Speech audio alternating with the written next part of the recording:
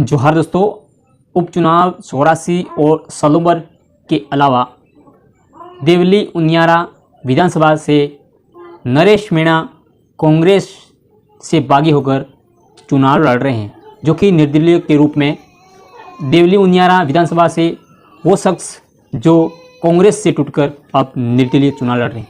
वो क्यों लड़ रहे हैं आपको बताना चाहूँगा कि नरेश मीणा ने कांग्रेस पर आरोप लगाते हुए कहा कि मैं कई वर्षों से कांग्रेस के साथ काम कर रहा हूं और मैंने जब आदिवासी जो एसटी मीणा समाज पर अत्याचार हुआ तो सबसे पहले नरेश मीणा खड़े होते थे। नरेश मीणा जनता के दिलों में बसने वाले थे।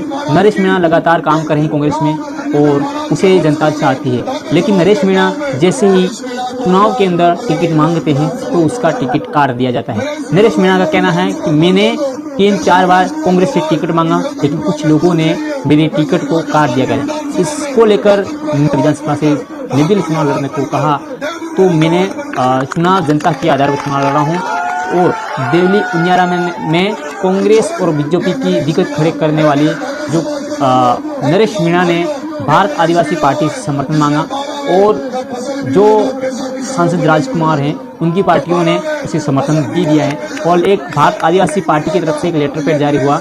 उस लेटर पैड पे लिखा हुआ कि भारत आदिवासी पार्टी जो नरेश मीणा है देवली उनियारा, वहाँ पर भारत आदिवासी पार्टी समर्थन करती है। उनके प्रसार में भी भारत आदिवासी पार्टी के तमाम कार्यकर्ता पहुँचेंगे और देवली उनियारा में नरेश मीणा को जिताएंगे और उसका भारत आदिवासी पार्टी का पूरा साथ रहेगा। ये जो राष्ट्रीय अध्यक्ष है मोहन रौत ने लेटर पैड लिखकर जारी किया है।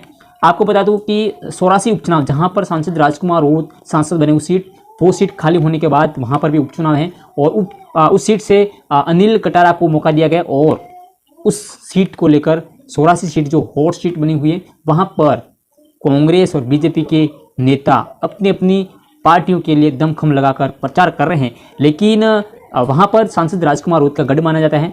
क्या इस बार भी सांसद राजकुमार रौत के विधायक जीतेंगे या नहीं, वो आने वाला वक्त बताएगा। लेकिन 84 में कांग्रेस और बीजेपी कितना ही दम लगा दे, लेकिन वहाँ बाप पार्टी का खौफ है और बाप पार्टी ही जीतेगी, ये जनता का कहना है।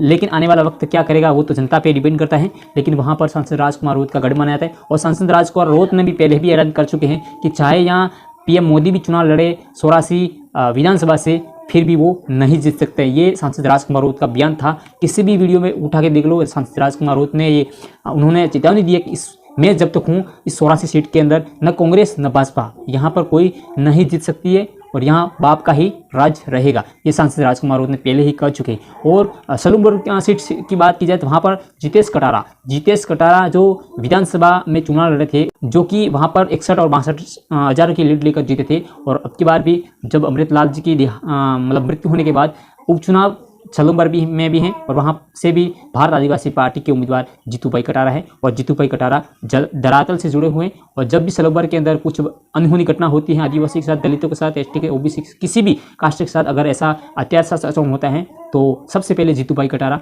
खड़े रहते हैं। तो जीतूभाई कटारा भी मतलब जनसंपर्क लोगों से लगातार कर रहे हैं और लोगों का भारी समर्थन सलूबर में भारत आदिवासी पार्टी को मिल रहा है।